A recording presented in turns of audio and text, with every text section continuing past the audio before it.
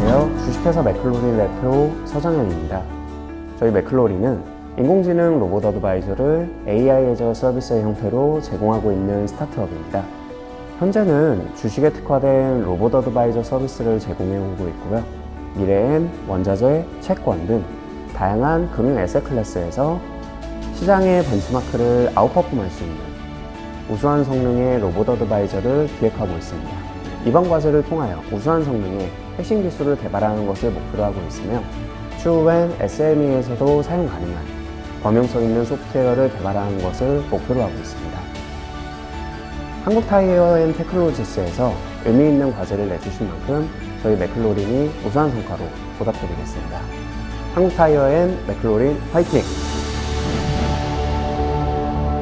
네, 맥클로린 영상까지 만나보셨습니다. 지금 서정현 대표님께서 대기하고 계시는데요. 8분 제한 시간 있습니다. 계속해서 발표 들어보도록 하죠. 네, 맥클로린 과제 발표 시작하겠습니다. 저희 맥클로린은 퀀텀 인공지능 기술을 통해 더 나은 비즈니스 의사결정을 돕기 위한 솔루션을 제공하고 있는 기업입니다. 저희가 서비스하고 있는 것은 주식시장에서 주식시장의 성과를 보다 우수한 성과를 낼 수 있는 로봇 어드바이저 서비스를 제공하고 있습니다. 이번 과제를 통해 한국타이어앤테크놀로지스에서 약 5천억 원의 글로벌 구매 금액을 가진 천연고무에서 니즈가 있다는 것을 확인하였습니다. 저희는 주식시장에서 성과를 내었던 여러 가지 방법론들을 적용하여서 원자재 시장에서 우수한 성과를 도출하는 것을 목표로 이번 과제에 참여하게 되었습니다. 저희가 문제를 해결한 프로세스입니다. 앞단부터 차근차근 설명을 드리겠습니다. 먼저 학습 구간 부분인데요. 이 학습 구간을 설정함에 있어서 저희는 경제적 이벤트에 먼저 집중을 하게 되었습니다. 특히 저희 눈에 가장 들어왔던 것은 2002년에 중국의 급격한 산업화가 진행됨으로써 2002년을 기점으로 천연고무의 수요 영향력이 중국에서 굉장히 높아지는 것을 확인하였습니다. 따라서 2002년 이전과 2002년 이후에 가격의 움직임의 변동폭이 크게 다를 것이라고 판단하여서 실제로 총 600건의 구간 변경 실험을 통해서 진행을 했을 때도 이 해당 구간이 가장 의미 있는 구간으로 확인이 되었습니다.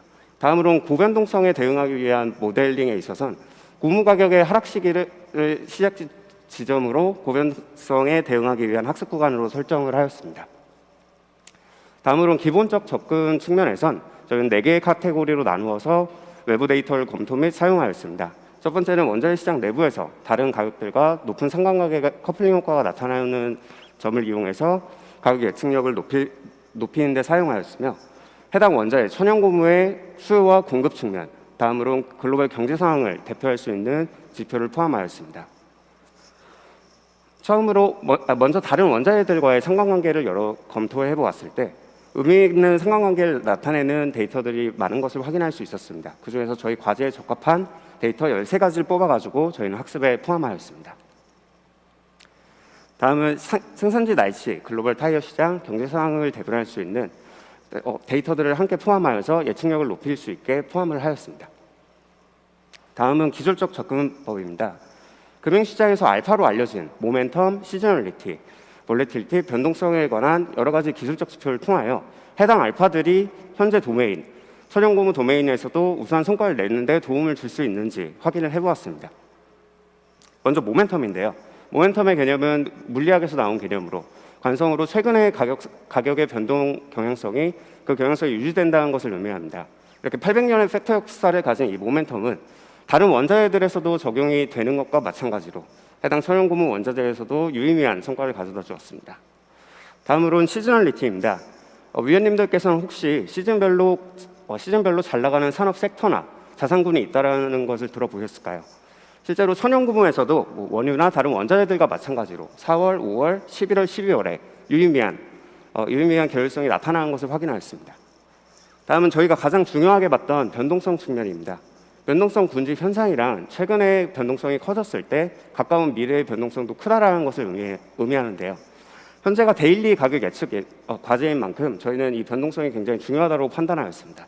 미래 예측 데이터의 패턴 파악을 위해선 최근의 변동성 데이터를 이용한 예측력이 굉장히 중요하다고 파악하였습니다.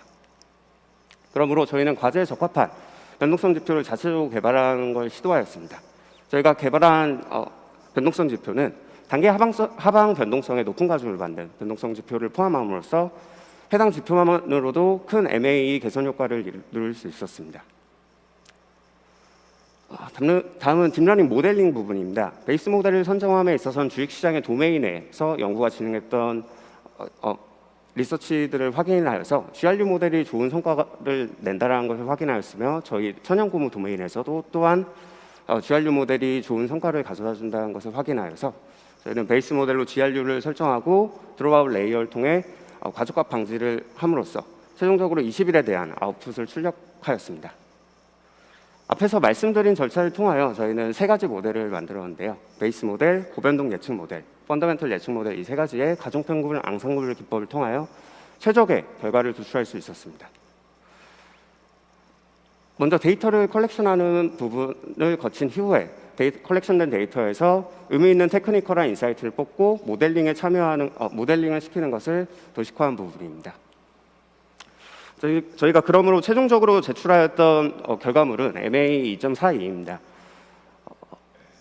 기술 멘토링과 한 달 동안의 모델링 개선을 통해서 이룬 효과고 약 42.7% 정도 줄일 수 있었습니다.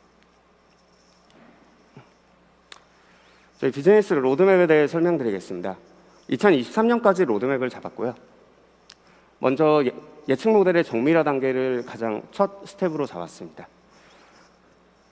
기술 멘토링을 통해서 알 수 있었던 것은 과제 대상인 향후 20일의 1단위 예측뿐만 아니라 보다 다양한 타임프레임에 대한 니즈가 있다는 것을 확인하였습니다. 다양한 타임프레임을 만들고 보다 예측력을 높이는 것을 목표로 예측 모델을 고도화하는 것을 첫 번째로 잡았으며 두 번째로는 저희는 가격 예측 모델만 가지고는 고객사가 필요한 모든 니즈를 해결하기엔 부족하다고 판단하였습니다.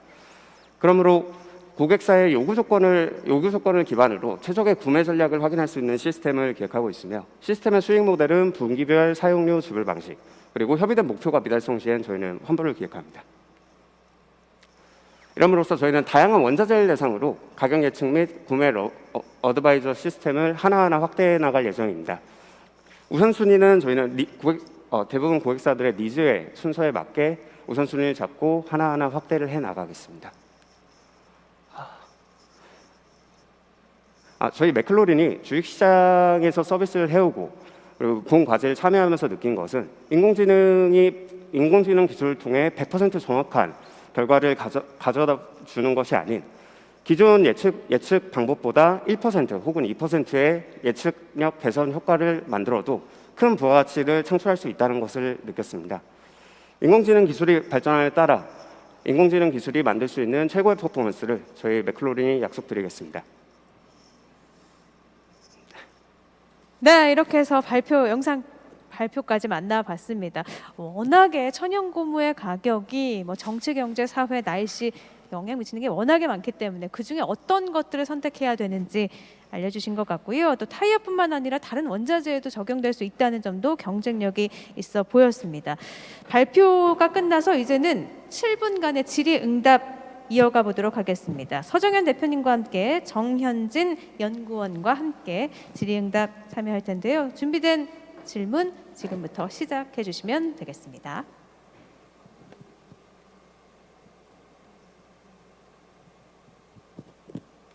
네, 지금 서로 순서를 보고 계시는데요. 네, 센터장님께서 해주시기는 됩니다.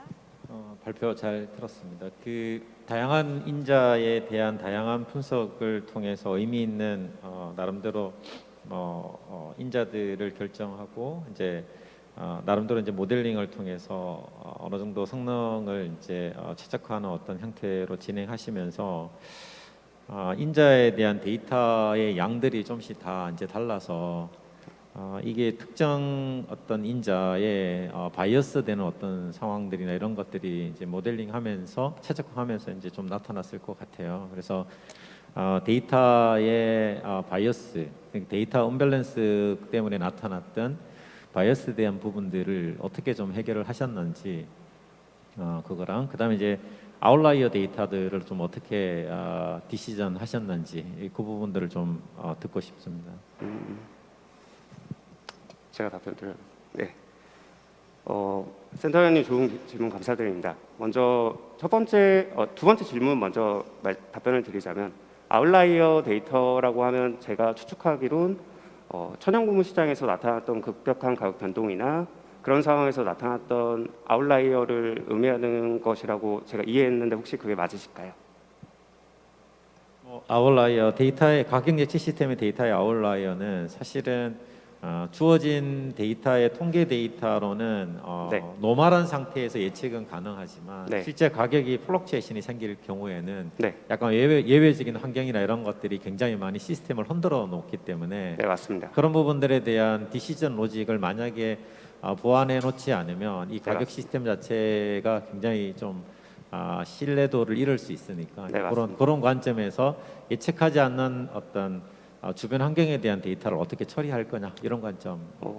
일단 제 의견을 먼저 말씀드리자면 시장에서 나타나는 모든 데이터는 잘못된 값이라고 보기보단 저희는 모두 참값으로 다 받아들이고 시작을 합니다. 그리고 말씀하셨던 변동성이 갑자기 급격하게 펴진다거나 이벤트 드리블한 상황이 그 대표적인 예시가 될 것 같은데요. 저희는 그 부분을 따로 빼지는 않았습니다. 일단 따로 빼지는 않았고 이 부분에 있어서 대응하기에는 아까 가장 중요하게 말씀드렸던 그 변동성 부분입니다. 그래서 변동성이 급격하게 최근 시간에 커지는 경향성이 있었기 때문에 그 변동성을 어느 정도 예측할 수 있었기 때문에 저희가 MA를 크게 개선할 수 있었다고 생각을 할 수 있거든요. 그래서 그 부분에 대해서 답변을 드리고 싶고 첫 번째로 질문 주셨던 부분은 인풋 데이터들에서 특정 인풋 데이터들의 뭐 쏠림 현상이나 이런 바이어스가 나타날 때 라는 질문으로 제가 이해를 하였는데 이번 과제를 하면서 확인을 한 부분이 저희가 여러 가지 인풋 데이터들을 활용하지 않았습니까? 외부 데이터들을 여러 가지 활용을 하였는데 이 중에서 영향도가 컸던 부분이 있고 사실 작았던 부분도 있는 건 사실입니다. 근데 그럼에도 저희가 이걸 포함을 했던 것은 실제로 기술 멘토링을 하면서 느낀 것이 타임 프레임 자체가 예측을 해야 되는 그 타임 프레임 자체가 현재에선 데일리였지만 실제에서는 먼슬리가 쓰일 수도 있고 고객사의 니즈에 맞게 쓰일 가능성이 더 크거든요. 그렇기 때문에 여기서는 이 모델에서는 사실 중요도가 일시적으로 떨어졌을 수도 있지만 실제로 그런 고객사의 니즈에 맞게 커스터마이징이 일어나는 과정에서 그 데이터들이 갑자기 더 유의미하게 사용될 가능성이 있기 때문에 저희는 일단 포함을 하는 것으로 의사결정을 하였습니다. 네, 질문 하나만 드리겠습니다. 그 외부 데이터를 이거 이제 뭐 여러 가지를 많이 사용하셨는데 이 데이터를 뽑으신 기준이 어떤 건지가 궁금하고요. 사실 이런 질문을 드린 이유가 사실 그 딥러닝을 하다 보면은 사실 제가 생각했을 때는 기본적으로 전혀 도메인에서도 예측하지 못한 어떤 피처를 찾아낼 수 있는 네, 맞습니다. 제 딥러닝이라고 보이기 때문에 사실 어떻게 보면은 약간 관련 있는 것만 보신 것 같다는 느낌이 들어서 이걸 선정하신 연유와 혹은 이 이외에 고려하셨던 것들이 더 많은지 그거를 좀 말씀해 주시면 감사하겠습니다. 네.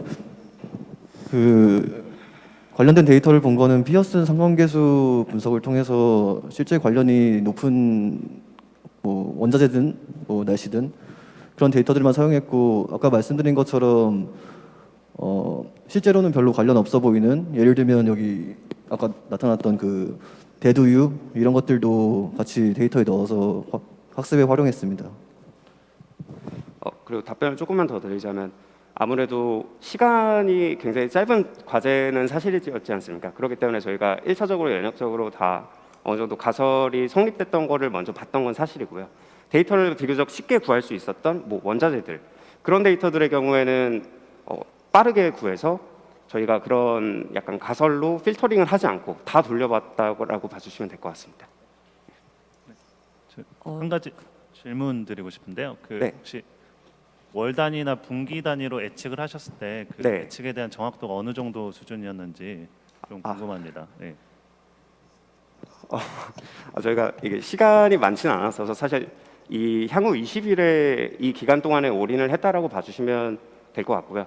근데 그럼에도 다른 도메인, 예를 들어 주식시장이나 뭐 글로벌 자산 배분이나 이런 전략들을 보았을 때 사실 타임 프레임이 이렇게 데일리나 이렇게 좁아지는 것보다 이렇게 넓어지면 넓어질수록 데이터의 양은 줄어들겠지만 어느 정도의 예측의 합리성은 더 높아지거든요. 그렇기 때문에 실제로 진행을 먼슬리로 바꿨을 때도 좀 더 큰 그림에서의 예측력은 더 높아질 것이라고 판단합니다. 전체 모델링 과정을 보여주신 것도 되게 좋았고 짧은 기간 안에 이제 그 되게 체계적인 접근을 한 것도 좋은데 저희가 보통 이런 모델들을 돌려보다 보면 이게 펀더멘탈한 어프로치로 다 돌려보면 안 되고 결과적으로는 몇 개의 상관관계 속에서 최적의 상관 변수상의 관계도를 그린다던가 그래서 어떤 하나의 목적 지향점의 KPI를 통해서 저희가 관계도의 변수 속에 뭐만 캐치하자 약간 이런 결론들이 사실은 도출되기도 하고 그 과정에서 디시전 트리나 아니면 스코어링을 하기도 하는데요. 네, 맞습니다. 제가 이제 이 과정과 결과상의 이 접근 방법론만 보다 보니까 이제 동사에서는 이걸 돌려보신 다음에 모델을 만들고 나신 다음에 약간 어떤 변수들이 더 의미 있었다라고 생각하시는지 그리고 이런 버전들이 어떻게 다시 업그레이드가 될 수 있다라고 생각하시는지 궁금합니다. 이 부분도 사실 이게 비즈니스 영역으로 넘어가면 고객사의 니즈에 맞게 어느 정도 커스터마이징 되는 부분이 가장 중요하다고 저는 생각하고 있습니다. 근데 이사님께서 말씀을 해주셨던 부분에서 사실 이 과제에서는 향후 20일을 예측하는 부분입니다. 20일을 예측하기 때문에 아무래도 변동성이나 테크니컬한 부분이 많이 개입될 수밖에 없었습니다. 하지만 타임 프레임이 먼슬리로 바뀌고 조금 더 장기간 예측을 해야 된다던가 이런적으로 니즈에 맞게 이게 바뀐다면은 웨이트가 상대적으로 바뀔 것이라고 저는 생각을 하고 있거든요. 그래서 아까 답변을 드린 것처럼 현재 PPT는 현재 과제에 맞는 기술 문제 해결 플로우에 가깝다라고 판단을 해주시면 될 것 같고요. 책임님과 그 기술 멘토링을 통해서 느낀 것처럼 약간 니즈가 살짝 다른 경우 아니면 뭐 상황에 따라 다른 경우 그거에 맞는 웨이트가 바뀔 것이라고 중요도가 바뀔 것이라고 생각하고 있습니다. 네, 질의응답 시간 7분이 지나서요. 여기서 마무리 짓도록 하겠습니다. 정말 예리한 질문과 또 진솔한 답변으로 신뢰도를 높이지 않았나 싶습니다. 수고해주신 맥클로린의 서정현 대표님과 정현진 연구위원님께 감사 인사드립니다.